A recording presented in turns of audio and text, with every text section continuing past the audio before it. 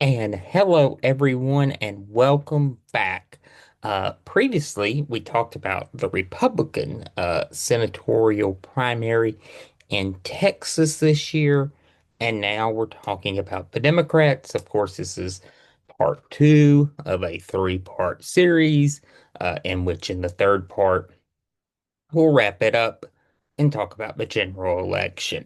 And today, though, we're talking about the Democratic primary. And boy, howdy, has this been an intense primary. Originally, uh, the primary was between Colin Allred, who announced first, the 2024 nominee, who lost to Ted Cruz, and between James Tallarico, a state representative from the Austin area, who announced second. And then um, a gentleman by the name of, um, I want to get this name right, um, Ahmed Hansen jumped in, and he's a perennial candidate. So those were your declared candidates, but there was always someone lurking in the background. And part of the reason this third candidate was lurking in the background was Republicans started putting out push polls with this candidate to bait this candidate into running. And that candidate was Representative Jasmine Crockett of Dallas. And the polls showed Crockett doing well. And Democrats really had fallen in love with Crockett. She was a viral star because of her take no prisoners and firebrand approach to politics. And as the filing period came up, Crockett was faced with the prospect that if she ran for the House of Representatives again, of running in a new district and a district for the House of Representatives that she did not live in. Many members of Congress do this, by the way. You just have to live in the state. And the reason she was going to have to do this was because of Texas Republicans doing the mid-district uh, redistricting that occurred over the summer, part of which James Tallarico was a prominent member of the quorum break that occurred. So Crockett, on filing day, um, she teased over the weekend of the filing deadline that she was going to do something, and what she did was, in fact, announce her run for Senate as opposed to the House. This caused Colin Allred to switch from running in the House to then running for um, to run to reclaim a House seat that he had held from 2018 until he left. He lost his race for Senate. You got to give up the House seat to run for Senate. You can't run for both. You can run for two offices at once sometimes, but you can't run for House and Senate at the same time. So, um, Crockett gets in. And it becomes apparent from the beginning that Crockett is running a scorched earth campaign, and Tallarico is going to continue to run the campaign he's running, talking about um, coming together, common differences, that type of campaign. Crockett ain't running that campaign. Uh, Tallarico releases a video welcoming Congressman Crockett into the race uh, and just being very gracious. Um, Crockett's first ad shows that she's going for the jugular. It's her sitting there and Donald Trump making negative comments about her that he's made in the past. So, two very different tracks. And this is not a criticism of Congresswoman Crockett at all. I personally think that you should make Donald Trump a primary feature of your campaign. Make opposition to him prominent. But um, there's a big but there. Uh, so the race is going on. Then in late January, early February, as we get closer to the March 3rd primary, this race begins to take an ominous turn. A TikTok influencer, progressive influencer in Texas, claims that James Tallarico made the comment to them prior to recording an interview, but he thought Colin Allred was, and this is what she claimed. This influencer claims that Tallarico said that Allred was a mediocre black man. Um, Tallarico vigorously denies that he said Colin Allred was a mediocre black man. What he said was that he thought Allred ran a mediocre campaign against Ted Cruz in 2024. Um, Allred obviously is offended by this, releases a video criticizing Tallarico and endorsing Crockett. Most people expected the endorsement of Crockett from Allred, considering that he dropped out right as she announced. So you've got that going on. And now the race has devolved in to accusations of racism. It's devolved into name calling. It has really gotten ugly um, and become a holy war in the state of Texas between Democrats. Um, Crockett supporters are alleging that um, if you point out that Crockett might not be as electable, uh, has an electability problem against a Republican nominee, it's automatically perceived as racist. And then you've got some Tallarico supporters nitpicking polls because there have been polls that have showed that the difference between the two is not as wide as Tallarico supporters make it out to be. Um, and um, it's just disheartening to see a race get this ugly and this nasty and this personal. Um, and, thank God, um, it all ends on March 3rd. Oh, wait, it might not. Remember that third candidate I said he's a perennial candidate? I've seen some polling where he's got about a percent, maybe 2%. I mean, very small percentage. Um, the undecided in this race, according to the polls, are going to be the ones that decide this.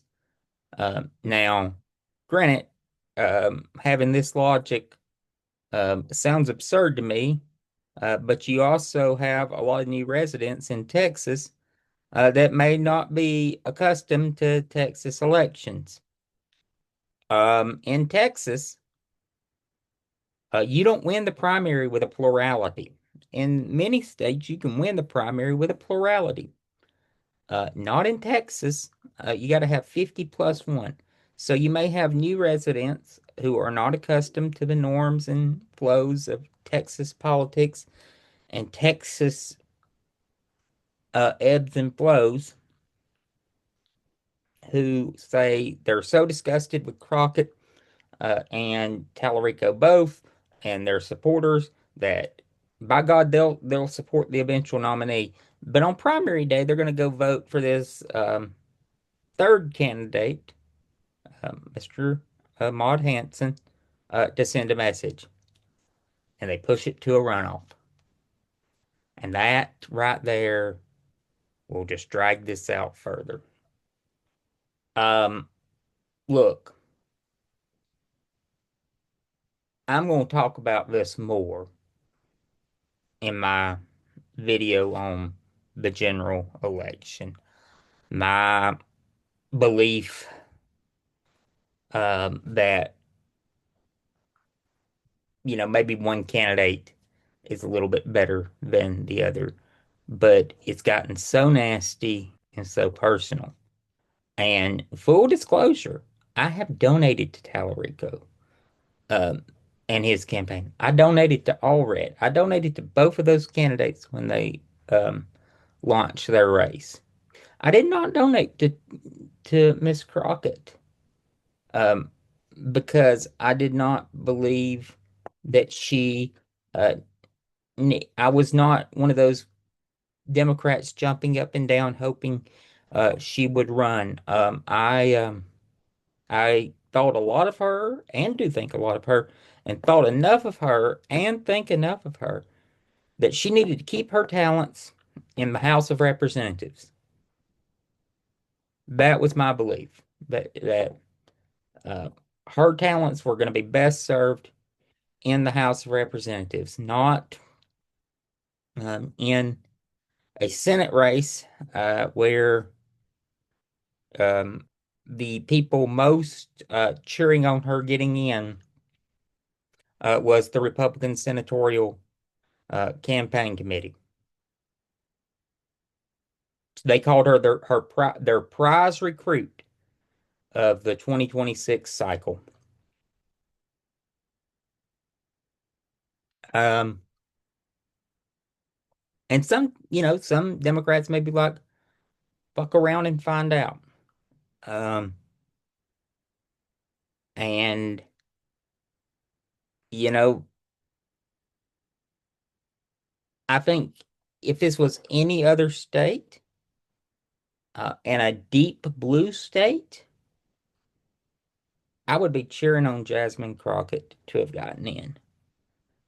But in Texas, um, looking at the potential Democrats have in Texas, I think it was a miscalculation.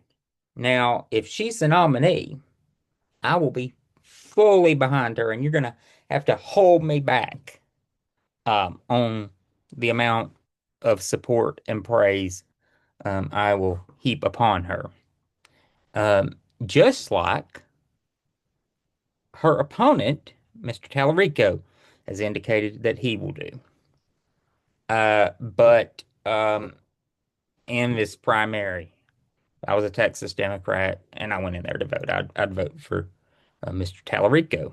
Um, Tallarico is a state legislator. He's a former teacher and a seminarian. Speaks very eloquently and is, young. Uh, Miss Crockett is young as well, but Tallarico is younger than her, and it's just been disheartening to see the fight. Crockett, of course, is a congresswoman. She's a former state legislature. She was a public defender and worked in criminal defense during her time as a practicing attorney. Um, so there's my view. I think that Texas Democrats should. Now, look, I'm looking at this from the outside.